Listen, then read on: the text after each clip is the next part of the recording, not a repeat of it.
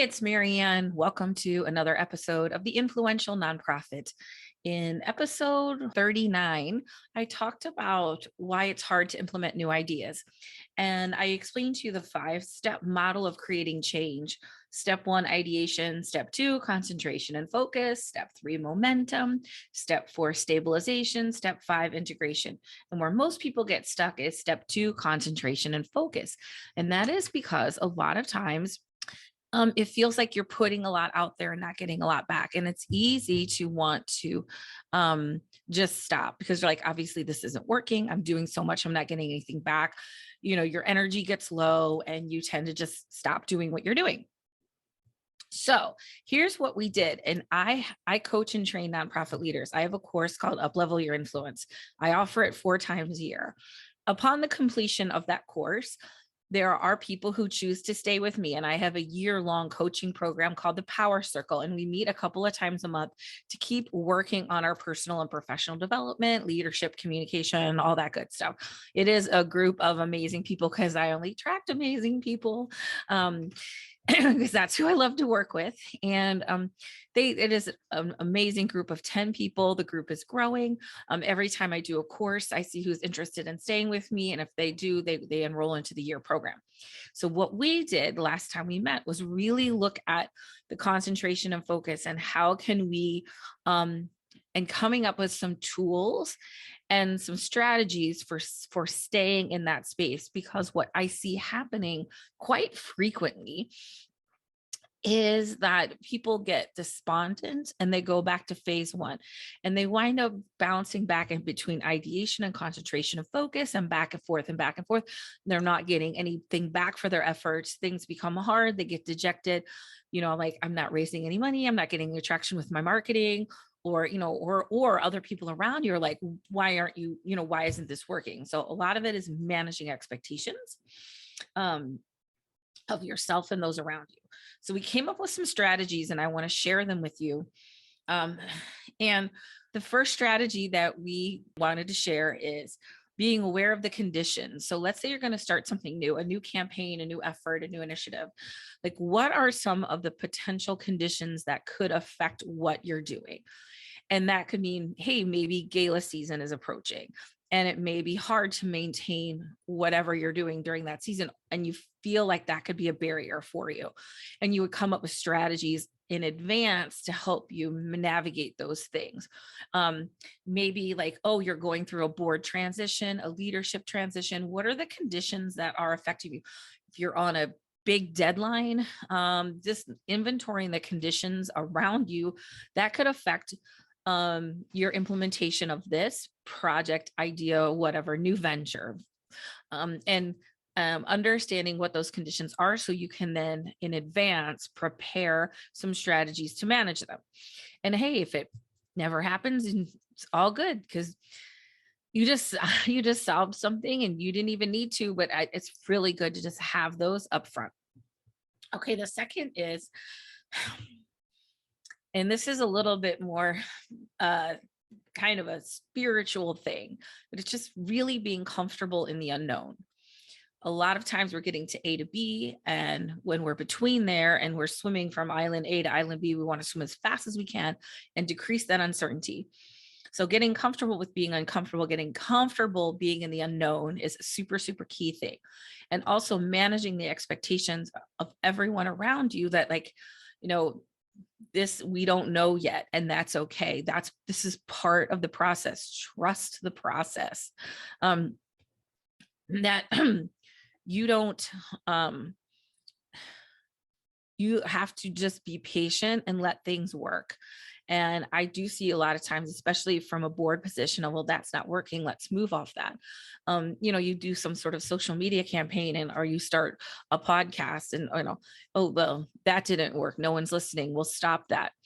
So this helps you, like, being comfortable in the uncomfortable, being comfortable just not really knowing what's going to happen, and really trusting in your idea, trusting in yourself, trusting in the process, that just some things just take time.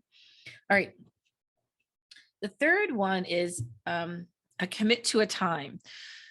So let's say you want to try something new. I'm just going to use the example of, your organization is going to like start a podcast or a social media campaign, and you want to get some certain traction from that, I want you to commit to a time frame. So I like to work in 90-day chunks. It's just natural for me. 90 days is a really good time because it's long enough that you can get stuff done, but short enough that you can't put it off too far. And so 90-day chunks. So you could like, we're going to work in, okay, after 180 days, we are going to then reassess, but we commit to this for 6 months. I wish I could answer the question, how long do we go before we decide that this isn't working? I don't have an answer for that question.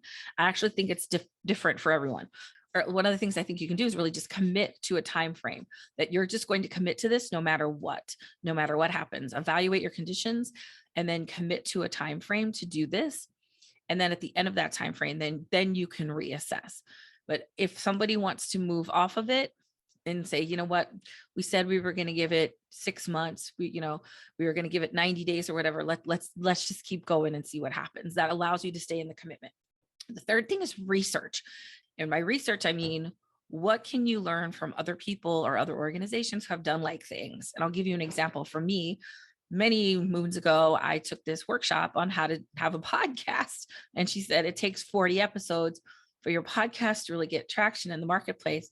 I was like, 40, thought it would be like 5. Like, that's what I wanted. I wanted like, because that's what my mind told me. And a lot of times you get super excited because it's your idea and you think people are just going to love it and eat it up. And when that doesn't happen, you get really dejected. So you might want to take a look at some research.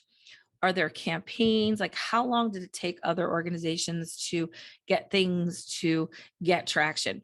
Because you tend to only see the tip of the iceberg. You tend to only see the results. You're not sure like what work it took to get there. So really doing your homework around whatever. Let's say you're going to do a fundraising campaign. Are there people you could talk to, either consultants you can meet with or other organizations that you could observe or talk to say, how long did it take you to do this? So you can put some realistic expectations on whatever time frame you commit to.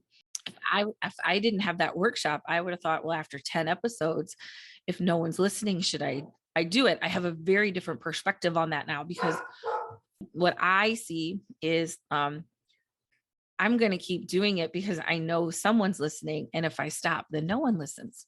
So I'm not going anywhere with this, just FYI. All right. So the next part is accountability. Anytime you create something new, we need to be accountable. And that can look like a lot of things. And I don't really care what kind of thing it is, as long as you could decide and commit to it. I'm working with an organization who's putting in place some new messaging. The messaging is a little bit bolder than they're used to. And it could be easy to just fall back into old habits. Like, I come in, I help them, I get everybody excited, and then they just go, So what we're doing is setting up a system of accountability. And that looks like, monthly, longer meetings where they set intentions and plans for the month, and then weekly check-ins. So maybe you decide you're going to do 30-minute quick check-in calls. I really like these check-in calls for accountability because, man, they're fast and they're efficient. Everybody just gets on a Zoom for 30 minutes. Who's doing this? What, blah, blah, blah. Everybody goes around the circle, says what's going on, because you have that check-in call, you're going to get that stuff done. And what happens is, it's hard to get those new priorities in order. And so a system of accountability, no matter what it looks like, whether it's like integrating into something you already have, like staff meetings or board meetings, or creating something new where people are reporting in on a regular basis and you are holding each other accountable for that, and you're staying in that. And that's really going to help you get through those times where you're like, is this really worth it? The last one, I think the word is like chutzpah or faith or guts. You just have to step into it. Just step into the unknown and do something. The only way things are going to change is if you do something different, right? Hope is not a change strategy. So if you're going to do something different, you just need some faith and some belief. And I use the term, my coach taught me this, imperfect action. Sooner or later, you're going to have to step out into that and just try something new. See how the market reacts, see how it works out. there is a tendency to want everything to be perfect and polished up front. And then what happens if you kind of get stuck in that ideation, and you're never going to just take it? Because really that concentration and focus phase is when the rubber meets the road, right? That's when your idea starts to interact with other people, and sometimes our perfection may take over and we're going to stay safe in stage one. Sometimes you just got to jump and go and see what happens. Just play with it and have fun. um, I think imperfect action is a beautiful thing because it allows your idea to connect with others, and you can get some feedback, and you can revise and shift as you get that feedback. But you can't get that if your idea is not out there. So be aware of your conditions, be comfortable, get comfortable with being uncomfortable, being comfortable within the unknown, commit to a time frame, create a system of accountability, do your research to help you to help manage your expectations for how long this can take, and, you know, get some chutzpah. And those combination of things I think will really help you then stay in stage two, because if you do, you're going to get to what? Stage three, which is momentum. And that's the roller coaster. That's a whole nother thing. But I'll just tell you really quickly, when you feel momentum, it's almost like you see it over your shoulder. You're like, hey, there's momentum. Right. Oh my God, we're in it. It's feast or famine, up and down. Hey, we're getting a ton of donors this month, no donors next month. That's when you know you need to start to implement systems. Happy problem to have. But to get to that momentum, use these strategies. I would love to know how these work for you, if these resonate with you. You can always reach out to me at maryanne@maryannedersch.com, or you can go to the Influential Nonprofit and you can download your Uplevel Your Influence Starter Kit. I have a great ebook called Stop Sitting Back and Start Making Change. It has really good tips like these for how to create change inside your organization, in your own life, in your organization, or in ways that you volunteer or support other nonprofits. That's it for me for this week of the Influential Nonprofit, and I will talk to you all soon.